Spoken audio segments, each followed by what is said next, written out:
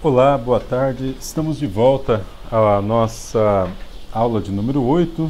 Esse é o nosso vídeo de número 5 sobre o tema aplicações de integração. Então, nesse vídeo nós vamos falar sobre a aplicação à teoria das probabilidades. Então, vamos começar definindo, né? Vamos supor aqui a condição em que você tenha uma certa função densidade de probabilidades e você queira então calcular qual é a probabilidade de uma certa variável aleatória contínua, né, dela assumir um certo valor dentro de um certo intervalo, né? Essa variável aleatória contínua pode ser, por exemplo, a concentração de glicose no seu sangue, ela pode ser o tempo que gasto para a vida útil de uma certa lâmpada produzida por uma certa empresa, pode ser o intervalo de tempo entre reações químicas que ocorrem no interior de uma célula, e assim sucessivamente. Você tem diversos exemplos de variáveis aleatórias que são contínuas, né? A posição de um grão de pólen executando o movimento browniano, por exemplo. E aí, a pergunta é, se você tem uma variável aleatória contínua, né, ou seja, uma variável cujos valores são descritos por um número real, então a gente vai denotar essa variável por uma letra x maiúsculo, e aí, ao invés de nós termos a probabilidade do valor individual, nós temos uma função densidade de probabilidade num certo valor x específico, né? Então é a densidade naquele valor específico.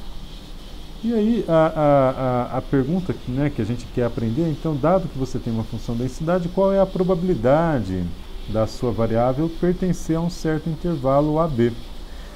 Essa probabilidade, então, é computada em termos da integral definida em relação à variável de interesse da função densidade de probabilidades de A até B. Tá? Esse cálculo é um cálculo interessante porque ele remete um pouco à noção do cálculo da densidade de massa, né? Pense que você tem aqui a densidade de probabilidade, a gente pode interpretar como por analogia, a densidade de uma certa massa, né? Por exemplo, numa única linha, se a gente pensar numa função a uma única variável aleatória contínua. Então você tem lá a sua variável aleatória contínua e ela tem uma densidade de probabilidade. Então, em certas regiões, é como se a massa fosse mais concentrada em certas regiões, em outras ela fosse mais aerada, né? Suponha que você seja um padeiro de pão de queijo que tenha desenvolvido uma habilidade única de amassar a sua massa de um jeito tal que em certas regiões da massa, você vai colocar ela suponha que você tem um cano assim, né? Você vai injetar a massa do seu pão de queijo ali naquele tubo, né? Então, na extremidade inferior do seu tubo, a sua massa está bem compactada ali. E aí, à medida em que você vem se afastando daquela extremidade, da base, ela vai ficando menos compactada, né? Vai ficando mais aerada, assim. Então, aqui com decaimento exponencial, mas é uma mera coincidência.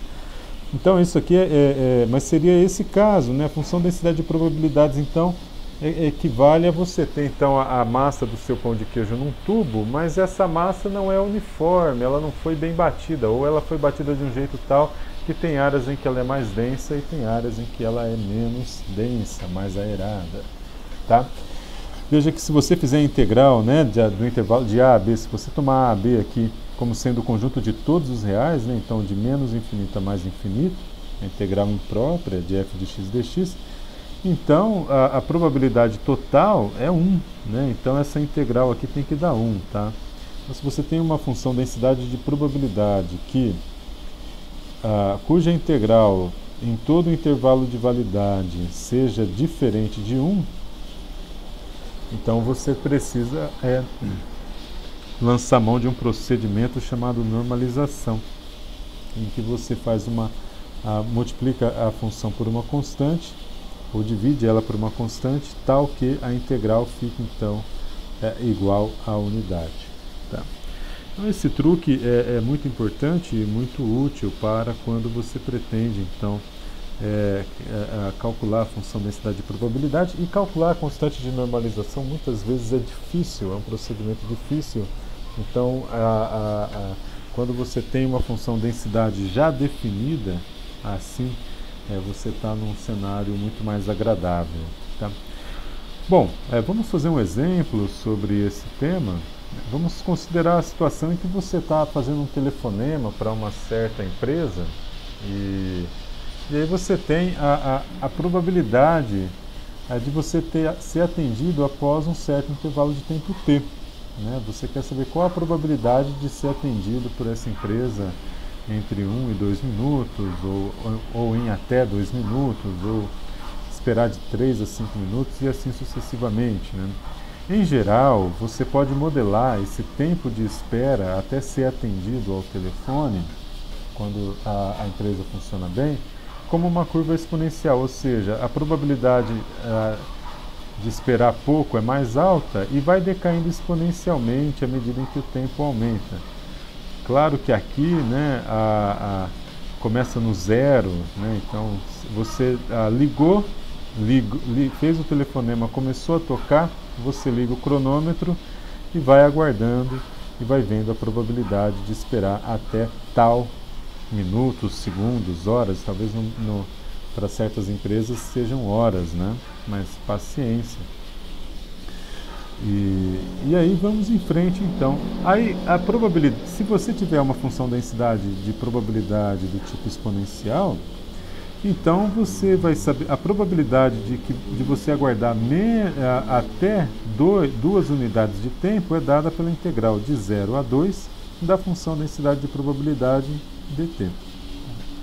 Ou de 3 a 5, né, entre os instantes 3 e 5, a probabilidade, aqui eu tenho que corrigir esse cara, vamos lá no Leaks para corrigir essa anotação, cometi um erro. Então, voltando, né, fizemos a correção lá no Leaks, são os riscos do copia e cola. Então, a probabilidade, né, de você esperar de 3 a 5 unidades de tempo é dada pela integral de 3 a 5 da função densidade de probabilidades. Tá? Veja, se a função é uma exponencial e o tempo de espera começa em zero, então, né, para t menor que zero, começa quando você começa a ligação. Então, antes de você fazer a ligação, a probabilidade de alguém atender é zero, não há telefonema. E a partir do momento em que você liga, a função densidade de probabilidade vai ser esse A vezes E elevado a menos CT. Né? Essa é uma função exponencial geral o bastante para t maior ou igual a zero. C e A são constantes reais. Bom, a primeira coisa que a gente pode fazer é a seguinte: a integral de menos infinito até infinito da função densidade de probabilidade vai ter que dar 1. E com isso nós podemos calcular a constante A, que nós já chamamos aqui em cima de constante de normalização. Tá? Então, para calcular essa constante A, nós temos que calcular a integral imprópria, assumindo que 1 é igual à integral de menos infinito a infinito de f de t dt. E aí nós desmembramos essa integral, né, de menos infinito a zero, onde a função densidade de probabilidades é zero, mais a integral de zero a infinito, onde a função densidade de probabilidades é a elevado a menos ct. Aqui a integral de zero é zero, e a integral imprópria, a segunda integral imprópria, fica o limite, quando tal tende a infinito, da integral definida de zero a tal de a e na menos ct dt. A integral definida, a gente sabe calcular, a integral de uma exponencial, né? A gente pode aplicar o teorema fundamental do cálculo. Para fazer isso, primeiro nós tiramos a letra A, essa constante A da integral, e escrevemos a primitiva de e elevado a menos ct. A primitiva de e elevado a menos ct é menos e elevado a menos ct dividido por C. Então, essa é a primitiva, e agora nós efetuamos a primitiva em tal menos a primitiva em zero. E isso vai dar 1 menos e elevado a menos ct, a dividido por c. No limite em que tal vai a infinito, este termo aqui vai a zero. Então, nós ficamos com a sobre c igual a 1. Tá? Então, 1 igual a a sobre c, o que implica em a constante de normalização, seu próprio ser, esse coeficiente c aqui, que multiplica pelo t. Tá? Então, a função densidade de probabilidade, aqui temos um erro de digitação, a função de densidade de probabilidade exponencial vai ficar f de t igual a zero, se t menor que zero, ou c e na menos ct, se t maior ou igual a zero. Com isso, nós concluímos este vídeo, nos despedimos e até o próximo vídeo, em que nós vamos discutir como calcular a média numa situação em que a gente tem de uma certa variável contínua, aleatória contínua, usando as integrais definidas. Um abraço e até o próximo vídeo.